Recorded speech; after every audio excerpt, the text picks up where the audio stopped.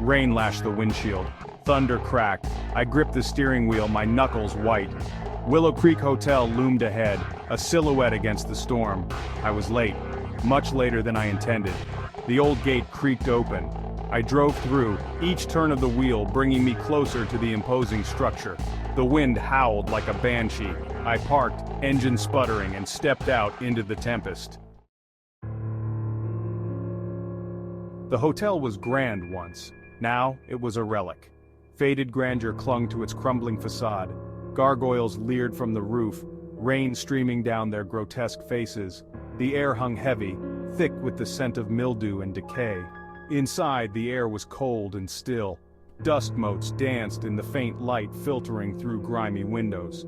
The lobby was cavernous, shadows stretching from every corner. I shivered, a sense of unease settling over me. The old man at the front desk handed me a key. His hand was gnarled and shaky, the skin paper-thin and almost translucent. The key itself was old-fashioned, heavy and cold to the touch, as if it had been waiting for me for decades. His eyes were vacant, his smile unsettling. It was the kind of smile that didn't reach the eyes, a smile that seemed to hide secrets, dark and ancient. His gaze followed me as I turned away, sending a shiver down my spine. "Room 307, he rasped. His voice echoed in the silence, a whisper that seemed to linger in the air long after he had spoken. It was as if the very walls of the hotel had absorbed his words, repeating them in a ghostly chorus. I took the key, my hand trembling slightly. The weight of it felt ominous, as if it carried the burden of countless stories, each one more terrifying than the last. My heart pounded in my chest, a drumbeat of fear and anticipation. The elevator was out of order. Of course it was. The sign, faded and barely legible, seemed to mock me. I had no choice but to take the stairs, each step a journey into the unknown. I climbed the creaking stairs, my footsteps echoing in the stillness. Each creak and groan of the wood beneath my feet felt like a warning, a reminder that I was not alone. The shadows seemed to dance on the walls, flickering in the dim light. The air grew colder with each step. My breath became visible, a misty cloud in the dim light. I pulled my coat tighter around me, but it did little to ward off the chill that seemed to seep into my very bones. A low hum seemed to emanate from the walls, a constant, unsettling presence. It was a sound that was almost imperceptible, yet it filled the air, vibrating through the very fabric of the building. It was as if the hotel itself was alive, breathing, whispering. I paused, listening, but the sound faded. The silence that followed was even more unnerving, a void that seemed to swallow all other noises. I stood there, heart racing, wondering what awaited me in room 307. The whispers in the walls seemed to grow louder, urging me to continue, to uncover the secrets that lay hidden within the shadows. My room was at the end of a long, dark corridor.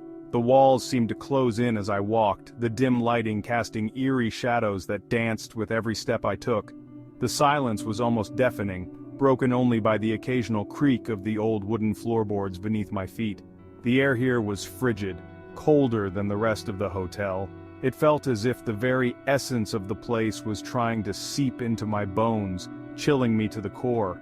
My breath turned to mist in the cold, hanging in the air like a ghostly apparition.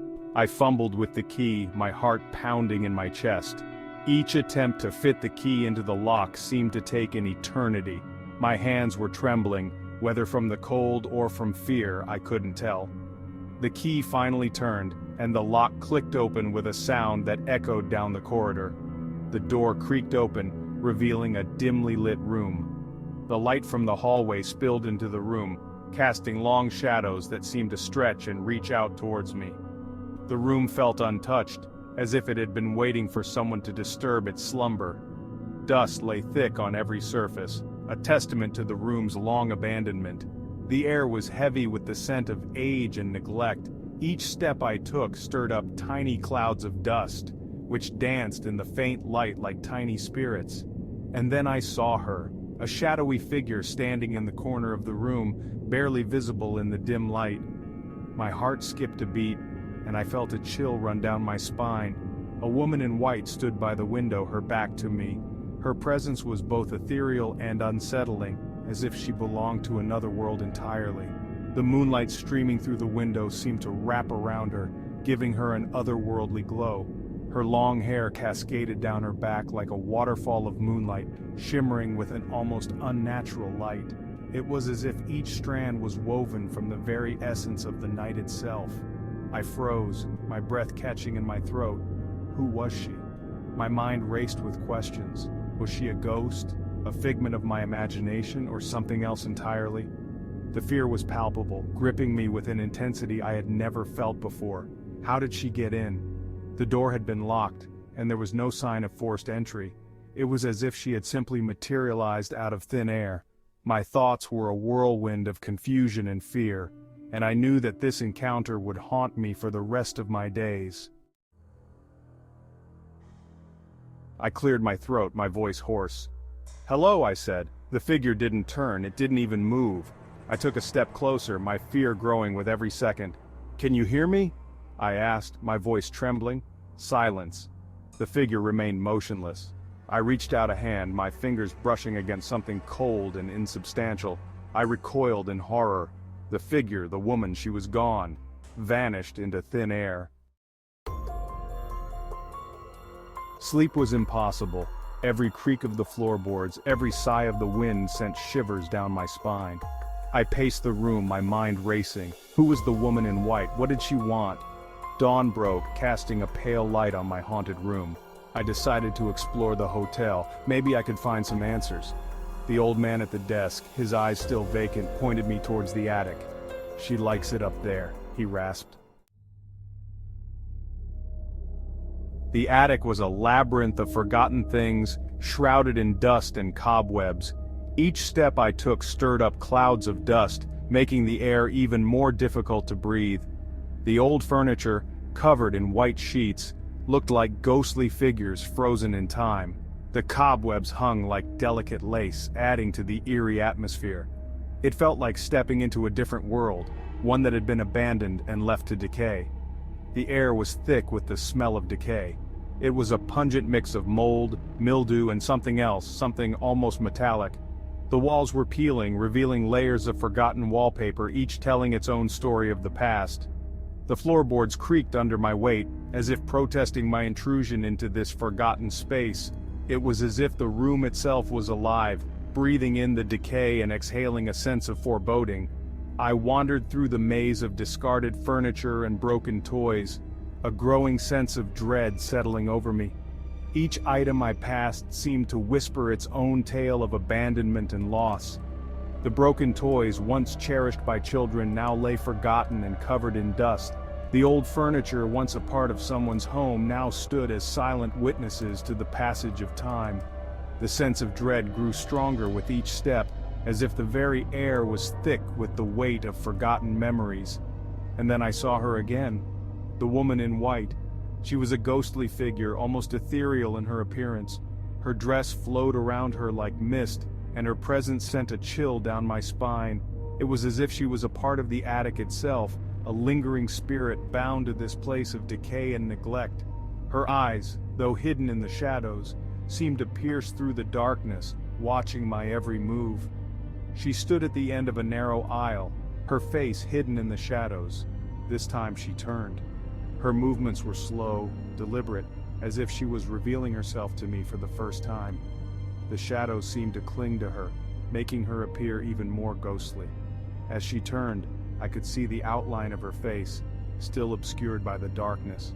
It was a moment of both fear and fascination, as if I was on the brink of uncovering a long-forgotten secret.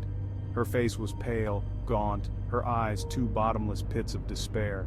They seemed to hold a lifetime of sorrow and pain, as if she had seen and experienced things beyond human comprehension. Her hollow eyes stared into mine, and for a moment, it felt like time stood still. The weight of her gaze was almost unbearable, filled with a sadness that seemed to seep into my very soul. It was a face that told a story of loss, of being trapped in a place where time had no meaning. And in that moment, I realized that confronting the unknown was not just about facing external fears. but also about confronting the deepest, darkest parts of ourselves. A scream caught in my throat. I stumbled backwards, my heart pounding against my ribs.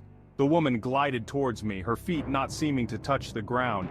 Her eyes bored into me, filled with an unspeakable sadness and longing. I ran. I ran through the maze of forgotten things, my lungs burning, the woman's chilling presence right behind me. I could hear her voice now, a mournful whisper echoing through the attic, calling my name. I burst out of the attic door, slamming it shut behind me. I leaned against the wall, my chest heaving, my entire body trembling. The sounds of the attic, the woman's voice were gone, but the terror, the chilling memory, remained. I fled the hotel, not looking back. The storm had subsided, leaving behind a world washed clean, but the Willow Creek Hotel and the woman in white had stained my soul with an indelible mark of fear. I never returned to Willow Creek Hotel. The memory of that night, of the chilling presence in the attic, continues to haunt my waking thoughts and my darkest dreams. The experience left an invisible scar, a constant reminder of the darkness that lurks beneath the surface of our world. I often wonder about the woman in white. Who was she? What did she want? Was she a figment of my imagination or something more sinister, something truly supernatural?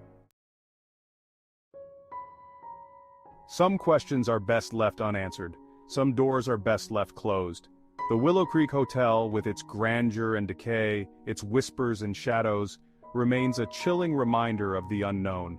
And I, forever marked by my encounter with the woman in white, will never be the same.